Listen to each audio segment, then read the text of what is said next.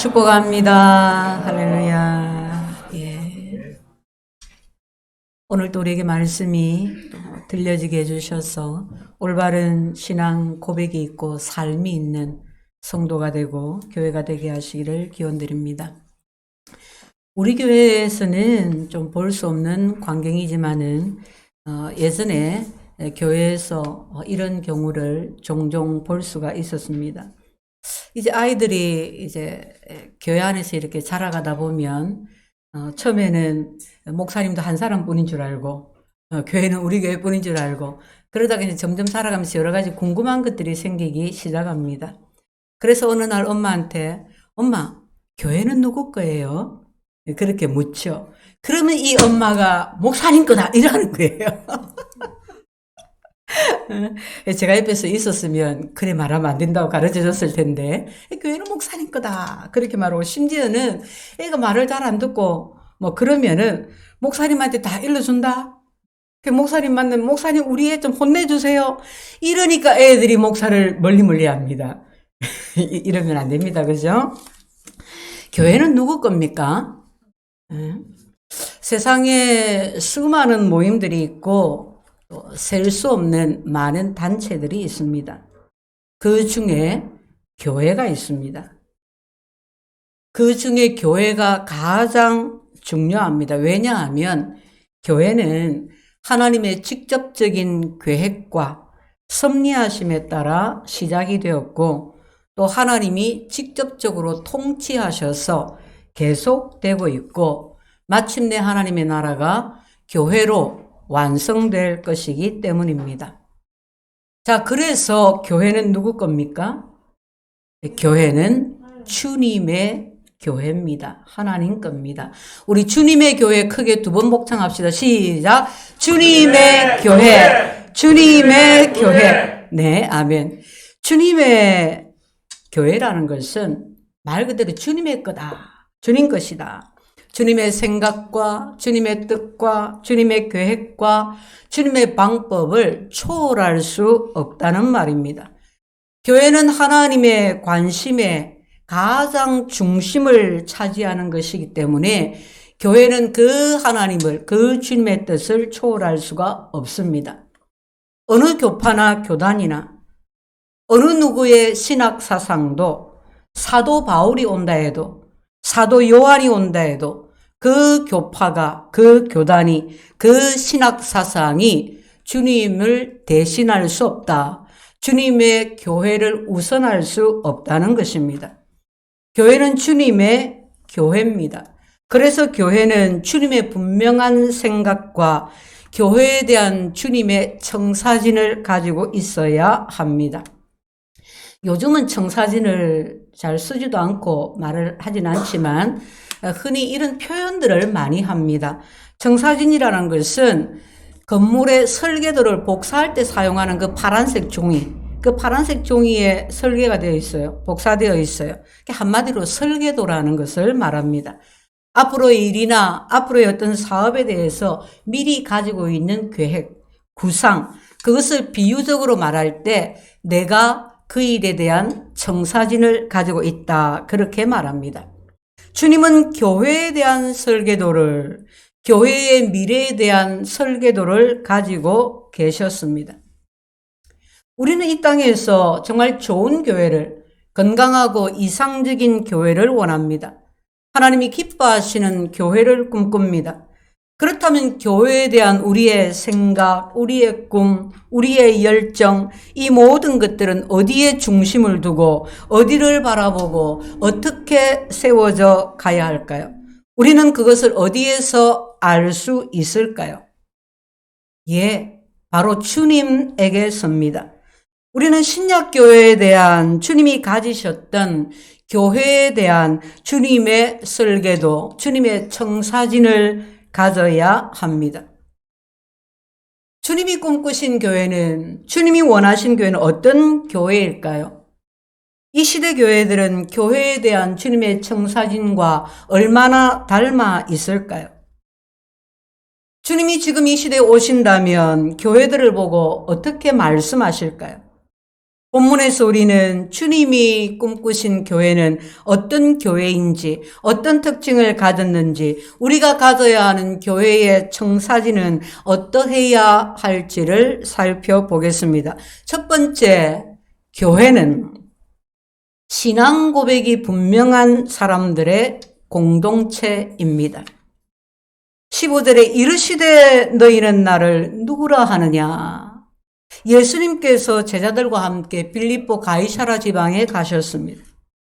그곳에서 제자들에게 물으시기를 얘들아 사람들이 나를 누구라 하느냐. 그랬더니 예수님 제자들이 말하기를 어떤 사람이 예수님을 침례 요한이라고 합니다. 어떤 사람은 엘리야라고 합니다. 어떤 사람은 예레미야라고 합니다. 선지자 중에 하나라고 합니다. 그렇게 대답을 했어요. 이게 사람들이 좋게 생각하는 거죠. 선지자 중에 한 사람이다. 예수님 믿으세요? 그럼 어떤 사람이 그러죠. 그래 예수 믿으면 뭐 좋겠지. 교회 가면 좋은 말씀하지. 그 정도 선인 거예요. 그랬더니 예수님께서 다시 물으시되 제자들에게 너희는 나를 누구라 하느냐 물으셨습니다. 이에 제자 시몬 베드로가 주는 그리스도시요 살아계신 하나님의 아들이십니다 하고 답했습니다. 그럼 교회가 무엇입니까? 예수님은 지금 제자들에게 주님에 대한 신앙 고백을 요구하고 있습니다. 교회는 그러므로 분명한 신앙 고백이 있는 그리스도에 대한 신앙 고백이 있는 사람들의 모임, 그것이 바로 교회입니다. 너희는 나를 누구라 하느냐? 신앙 고백을 이끌어내고 있는 것입니다. 제자들이 주님과 함께한 지 3년이 되었습니다. 이제 주님은 목전에 십자가 고난을 앞두었습니다. 그런 시기에 제자들과 함께 가이사라 빌립보로 가셨습니다. 가이사라 빌립보는 팔레스타인 최북단의 헐몬산 기슭에 위치한 성읍입니다. 당시에 가장 아름답고 풍요로운 지역 중 하나였습니다. 성읍은 번성했고 쾌락의 신을 섬기는 제단이 있었습니다. 또 권력의 상징인 로마 황제를 섬기는 신전이 있었습니다. 그래서 사람들이 늘 오고 가고 들끓었습니다. 주님은 그 성읍에 가서 그 번성한 성읍을 보면서 그 크고 화려한 제단과 신전들을 보면서 제자들에게 물으시는 겁니다. 너희는 나를 누구라 하느냐? 베드로가 답하기를 주는 그리스도시요 살아계신 하나님의 아들이십니다. 이 고백은 사람들은 당신을 선지자 중에 하나라고 말하고 있지만 사람들은 이렇게 몰려와서 저 쾌락의 신을 우상신을 섬기고 로마 황제를 섬기지만 저들은 우리의 구원자가 아닙니다. 오직 당신만이 우리를 구원하는 구원자이십니다. 메시아이십니다. 하고 고백한 것입니다. 당시의 사람들은 종교 지도자들조차도 예수님을 바로 알지 못했습니다. 그런데 예수님을 두고 메시아라니요, 하나님의 아들이라니요, 정말 깜짝 놀랄 만한 사람들과는 정말 다른, 완전히 다른 충격적인 고백을 한 것입니다. 이 고백을 들으신 주님이 바요나 시몬아 네가 복이 있도다. 이렇게 고백하는 네가 참 복되도다. 이를 너에게 알게 하니는 혈육이 아니라 하늘에 계신 내 아버지시니라. 하나님이 이 믿음을 주셔서 이 고백을 하게 되었다는 거예요. 내가 예수 믿어야지, 내가 책을 많이 읽어서 우리 집안이 예수 믿는 가문이라서 그래서 여차저차 믿은 것이 아니라 하나님이 그 믿음을 주셔서 하나님이 알게 해서 하나님이 그렇게 고백하게 하셨다.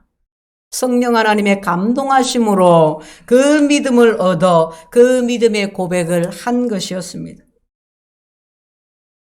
그리고 더 놀라운 일이 있습니다. 주님은 베드로의 이 고백 위에 내 교회를 세우리니 주님의 교회를 세우시겠다고 하십니다.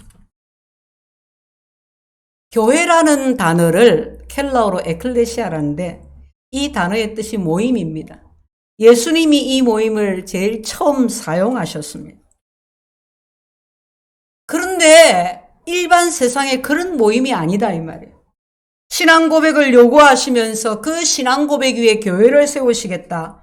그것은 교회라는 것은 예수님을 구주로 믿는 사람들, 구원받은 사람들의 모임이다 하는 것입니다. 교회는 이 세상의 어떤 조직이나 단체가 아닙니다.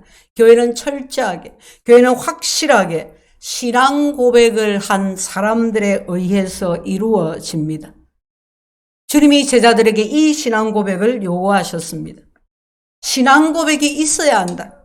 신앙 고백이 분명한 사람들의 공동체가 바로 교회라는 것을 가르쳐 주고 계신 것입니다. 성도 여러분, 교회가 무엇입니까? 교회는 구원받은 사람들의 모임입니다. 공동체입니다. 공동체 하니까 뭐지 싶은데 그냥 공동체라는 말은 같은 가치를, 같은 정체성을 가진 사람들의 모임, 그런 뜻이에요. 예수 믿는 믿음이라는, 그리스도인이라는 같은 가치, 같은 정체성을 가졌다 그 말이에요. 그래서 교회를 그냥 교회를 하지 않고 교회 공동체라고 합니다. 교회는 건물이 아닙니다. 우리가 주원교회 간판을 걸고 교회 가자 그러면 이 건물을 생각하고 모이지만은 엄밀하게 말하면 이 교회 안에 있는 사람들을 말합니다. 십자가를 달았다고 해서 교회가 아닙니다. 십자가를 달았는데 이상한 교회들도 있어요. 교회 간판을 달았다고 해서 다 교회가 아닙니다. 교회 간판은 장로에 무슨 교회 했는데 이상한 교회가 있어요. 사람들을 지옥으로 끌고 가는 교회가 있어요. 참된 교회는 그 교회를 이루는 구성원들에게 예수 믿어 구원받는 믿음이 있고 감격이 있고 그 예수님에 대한 신앙 고백이 있어야 합니다. 주님은 하나님이 우리를 구원하시기 위해서 이 세상에 보내신 구세주, 하나님의 아들 메시아이십니다 하는 신앙 고백 말입니다. 많이 모이는 교회든지 적게 모이는 교회든지 교회 규모가 어떠하든지 교회를 구성하고 있는 교인 한 사람 한 사람은 정말 중요합니다. 베드로와 같은 신앙 고백을 가진 한 사람 한 사람은 너무나도 중요합니다. 혈육이 아니라 하나님께서 그 믿음을 주셨기 때문입니다. 하나님께서 그 한 사람 한 사람을 불러주셨기 때문입니다. 그런데 이 믿음이 없이, 이 고백이 없이 교회만 다닌다고 교인이 되고 내가 유아 세례를 받았습니다. 침례를 받았습니다. 그렇다고 해서 교인인 것은 아닌 것입니다. 내가 교회 다니지 몇 달이 되었으니까, 몇 년이 되었으니까 교인인 것은 아닌 것입니다. 교인이라고 말은 할 수 있을지라도 참된 신자라고 예수의 제자라고 말할 수는 없는 것입니다. 교회의 교회다움의 첫 번째는 바른 신앙 고백에 있습니다. 보통 교회가 교회다움을 잃어버리게 되고 교회가 가진 하나님이 주신 그 영권을 잃어버리게 되는 것은 세상의 조직처럼 단체처럼 되어서 그렇습니다. 변질되었다는 말입니다.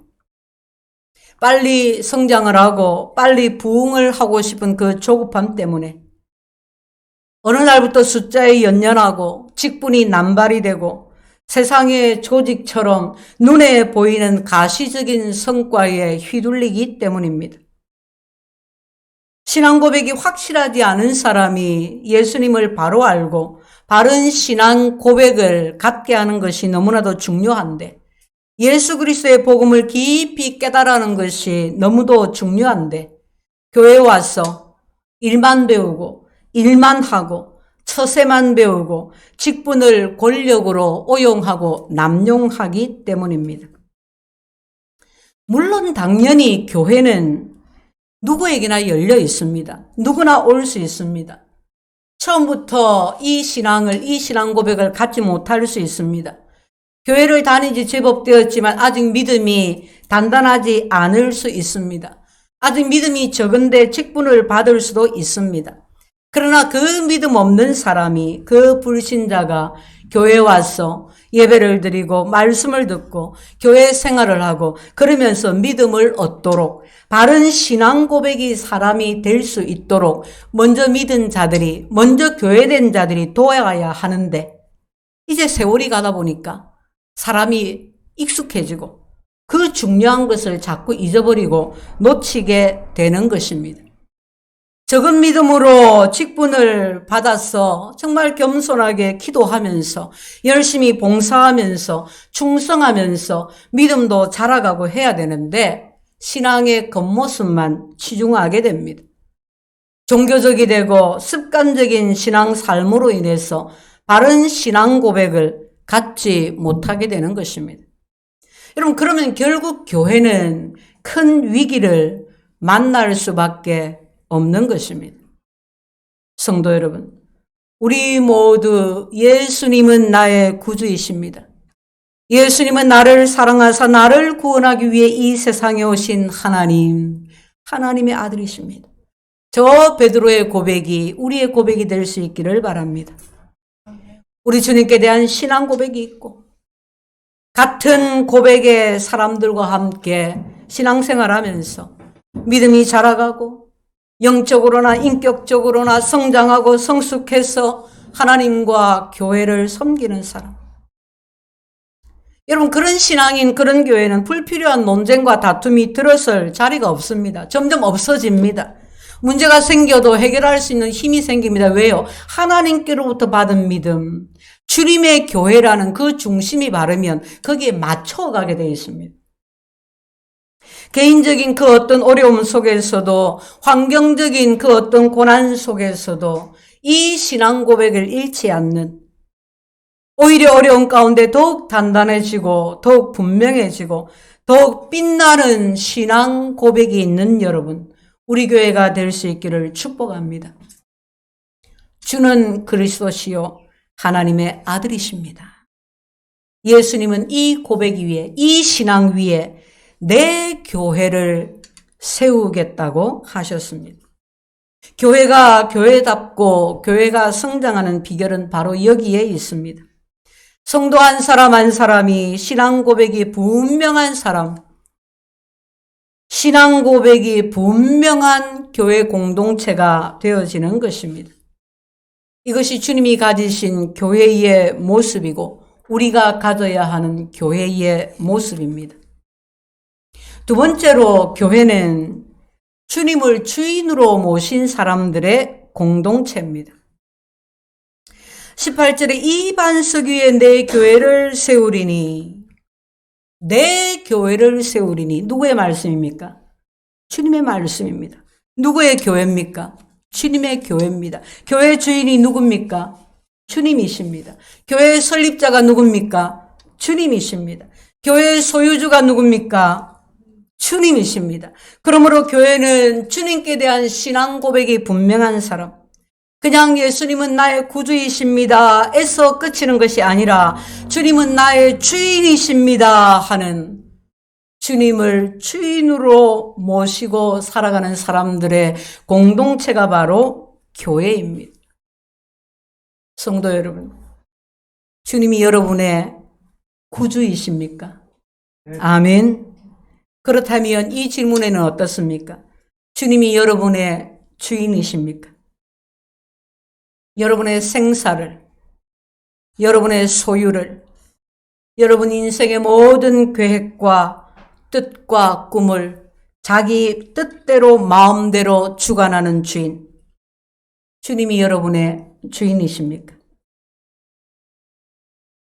구주 예수님을 인하여서 십자가 그 보혈의 은혜를 찬양하고 감격하고 감사하지만 매일매일 내 삶 속에서, 가정에서, 직장에서, 사람들 속에서, 경제적 상황 속에서, 정치적 소요 속에서, 교회 안에 여러 일들, 그 모든 형편과 환경 가운데서 여러분은 주님이 주인 되심을 인정하고, 그래서 주님의 뜻을 구하고, 그래서 주님께 순종하여 살리라, 이런 자세로, 이런 태도로 살고 있습니까? 그렇지 못한 우리의 현실을, 우리의 연약함을 봅니다. 어떤 교회는 담임 목사가 주인입니다. 어떤 교회는 장로가 주인입니다. 어떤 교회는 사회적 지위가 높은 사람이, 유식하고 유능한 사람이, 돈 많은 사람이 주인입니다. 이런 유력한 사람들이 교회의 주인 행세를 합니다. 그래서 그들의 뜻대로, 취향대로, 고집대로 교회가 흘러갑니다. 주님이 원하시는 교회에는 관심이 없습니다. 점점 더 많은 교회들이 교회 민주주의를 외칩니다. 모든 권리가 교인들에게 있다고 주장합니다. 교인이 주인이라고 합니다. 여러분, 주인의식을 갖고 신앙생활을 하는 것하고 주인 행세를 하는 것은 다릅니다. 주님의 뜻을 찾고 구하고 쫓아가기보다는 교인들의 뜻을 따라서, 유력한 사람의 뜻을 따라서, 다수의 논리에 따라서 행합니다. 합리적이라고 합니다. 민주적이라고 합니다. 그런데 여러분, 이런 것은 다 교회의 본질에서 벗어난 것입니다. 이것은 주님이 교회의 설립자요, 주님이 주인이신 것을 인정하는 것이 아닙니다. 이것은 명백하게 교회에서 주님을 소외시키는 것이고 주님의 주권을 침해하는 것입니다. 주님의 교회인데 말입니다. 교회는 주님이 주인이십니다. 교회의 주인은 주님이셔야 합니다. 교회를 세우신 주체가 주님이십니다. 베드로의 고백은 그 자신에 의해서 나온 것이 아니라 하나님에게서 나온 것, 하나님께서 알게 하신 것이라고 했습니다. 믿음은 하늘로부터 옵니다. 바른 신앙 고백은 성령의 감동으로 하나님의 역사하심으로 오는 것입니다. 네하고 내하고 마음이 같다고 해서 믿음이 같아지지를 않습니다. 하나님이 역사하지 아니하시면 같은 믿음을 가질 수가 없습니다. 교회의 주체는 주님이시고 교회의 소유주도 주님이십니다. 그러므로 주님만이 높임을 받으셔야 하고, 그러므로 교회는 주님으로 충만해야 합니다. 새 가족이 교회에 왔습니다. 예배를 드리고 말씀의 은혜를 받아서 교회의 일원이 됩니다. 그렇게 한 사람 한 사람, 그렇게 온 교회가 주의 은혜 안에서 서로 격려하면서 사랑을 나누면서 믿음을 정진합니다. 마음으로부터 변화가 시작이 되어 갑니다. 생각이, 말이, 뜻이, 전 인격과 삶의 변화가 시작됩니다. 가치관이 달라집니다. 예수님을 구주로 고백할 뿐만이 아니라 자신의 삶 속에서 교회 안에서나 밖에서나 예수님을 주인으로 모시고 살아가는 삶을 배우게 됩니다. 말씀을 적용하고 실천해 가기를 시작합니다. 그래서 어느 날부터 이웃들이 이렇게 말합니다. 야, 저 사람 교회 다녀. 교회 다니는 사람은 뭔가 달라도 달라. 아무개야, 너 집사야? 그런데 너는 목사 같네? 이웃이 그의 변화를 봅니다. 주의 이름으로 교회를 섬기고 이웃을 섬기고 전도하여 한 생명을 구원하기를 힘씁니다. 성도 여러분, 이것이 바로 구원받은 사람이고 이것이 바로 교회인 것입니다. 우리 모두 바른 신앙 고백이 있는 교회, 예수님을 주인으로 모시고 살아가는 교회이기를 축복합니다. 그럼 목사는 뭡니까? 이런 목사는 교회를 섬기는 섬김이입니다.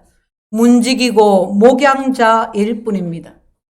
목사의 마음이 목회의 성공에 대한 야망으로 채워지는 것이 아니라, 목사가 다른데 한눈 파는 것이 아니라, 사람들을 돕다가 힘들고 어려운 일을 만나서 낙심하는 것이 아니라, 혹시 그런 일이 있을지라도, 그런 일이 많을지라도 오직 하나님이 보내주신 그 한 사람 한 사람을 구원받은 백성으로, 하나님의 사람으로 올바르게 세우고자 하는 영혼에 대한 사랑과 열정과 순종과 충성만이 있도록 강단에서 그 목사에 전하는 말씀이 바르게 선포될 수 있도록, 저도 인간이라 부족하지만 저의 인격과 삶도 본이 되어서 이 목사의 직분을 잘 수행할 수 있도록 목사 본인은 물론이고 성도들이 기도해 주셔야 되고, 같은 말, 같은 마음, 같은 뜻이 되어 주셔야 합니다.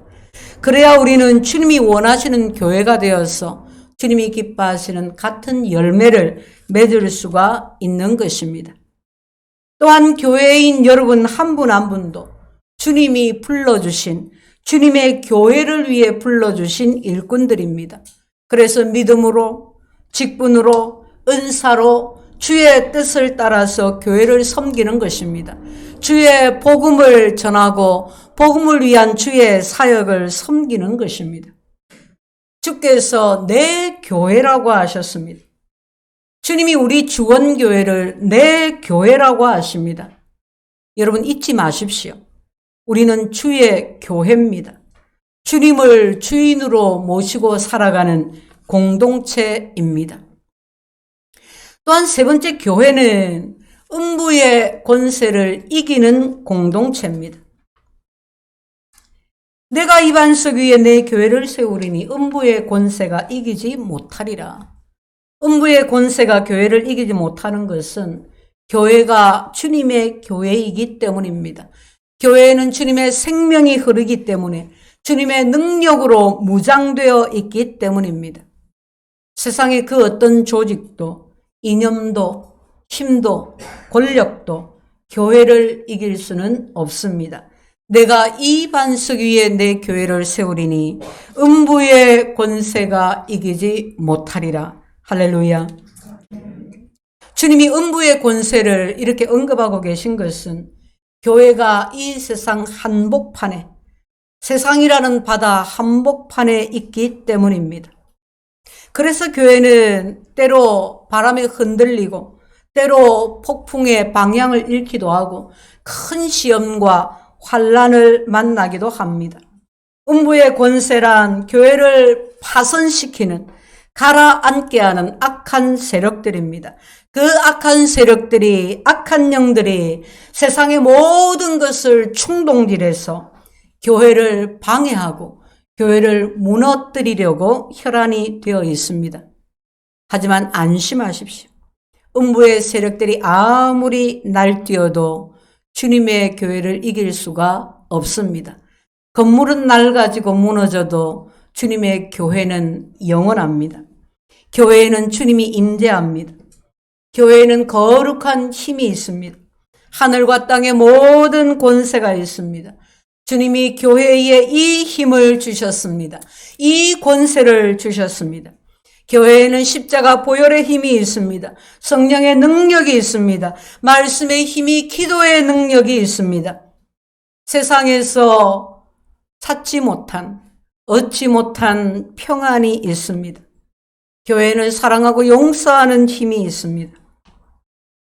만일 교회가 주님이 원하시는 모습을 갖춘다면 음부의 권세란 교회 앞에서 무력할 수밖에 없습니다. 올바른 신앙 고백이 있는 사람, 그 신앙 고백으로 예수님을 주인으로 모시고 살아가는 사람과 교회는 음부의 권세가 이기지 못합니다. 승리를 주신 우리 주님을 찬양합니다. 한 가지 더, 네 번째, 교회는 천국 열쇠를 소유한 공동체입니다. 19절에 내가 천국 열쇠를 네게 주리니, 네게 주리니, 교회에 주리니, 주님이 천국 열쇠를 교회에 주신다 하십니다. 천국 열쇠, 땅에서 무엇이든지 맬 수 있고 풀 수 있는 권한을 교회에 맡겨 주신다는 것입니다. 교회는 이 권한을 받아서, 이 천국 열쇠를 받아서 주님의 뜻에 따라서 청지기의 사명을 다하는 것입니다. 매고 풀고 열고 닫고, 이것이 무엇일까요? 가장 중요한 것, 가장 핵심적인 것은 복음으로 사람들의 마음을 여는 것입니다. 한 마을을 열고 민족을 열고 나라를 여는 것입니다. 우상의 빗장에 닫혀 있고 어둠에 눌려 있고 질병에 시달리고 있는, 사망에 갇혀 있는 모든 것을 여는 것입니다. 그 매여 있는 것을 푸는 것입니다. 초대교회는 사도들의 복음 전파로 발전되었습니다. 말씀이 전파되는 곳마다 하나님 나라가 임했습니다.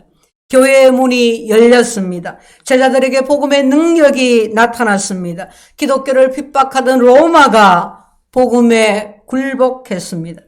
온 유럽에, 아메리카에, 아시아에, 남미에, 중동에 천국 열쇠를 맡은 자들이 가는 곳곳마다 전도의 문이 열렸습니다. 교회의 문이 열렸습니다. 그리고 마침내 우리나라 이 땅에 우리의 마음도 열렸습니다. 우리를 싸고 있는 모든 매임들이 풀어졌고 우리의 삶 속에서 풀어지고 있습니다. 할렐루야. 열고 닫을 수 있는 고난, 메고 풀 수 있는 고난, 그 천국 열쇠를 주님이 교회에 주셨습니다. 그래서 교회는 권징도 있습니다. 선한 일은 권장하지만 악한 일은 징계합니다. 교회는 철저한 신앙 고백에 의해서 모인 성도의 모임이기 때문에 바른 권징도 시행이 되어야 하는 것입니다. 사랑하는 성도 여러분, 우리가 주님의 교회가 되었습니다. 주님이 주원교회 공동체가 되게 하셨습니다. 주님이 원하시는 교회는 바른 신앙 고백이 있는 교회입니다. 주님을 주인으로 모시고 살아가는 교회입니다. 주의 뜻을 좇아서 맡기신 사명을 바르게 수행해 가는 교회입니다. 사망이, 질병이, 어떤 시련이, 고난이 우리를 해칠 수 없습니다. 주님의 교회는 주님이 책임지시기 때문입니다. 주님의 교회는 주님이 양육하시고 주님이 성장시키십니다. 천국 가는 그날까지 주님이 보호해 주시고 인도해 주십니다. 부족하고 연약한 우리를 주님이 주님의 교회가 되게 하신 것은 우리의 신앙의 고백을 받으시기 위함입니다. 우리를 교회되게 하사 주님의 몸을 이루고 뜻을 이루게 하기 위함이십니다. 주님은 우리의 신앙 고백을 기뻐하십니다. 주님은 우리가 주님과 함께 동행하는 삶을 기뻐하십니다. 주님은 우리가 이 천국 열쇠를 믿음으로 잘 사용하는 것을 기뻐하십니다. 크게 기뻐하시고 더 큰 능력으로 우리와 함께 하십니다. 성도 여러분, 잊지 마십시오. 나에게서 나온 교회면, 우리에게서 만들어진 교회면 자랑할 것도 없고 기뻐할 것도 없고 기대할 것도 없지만 우리가 주님의 교회입니다.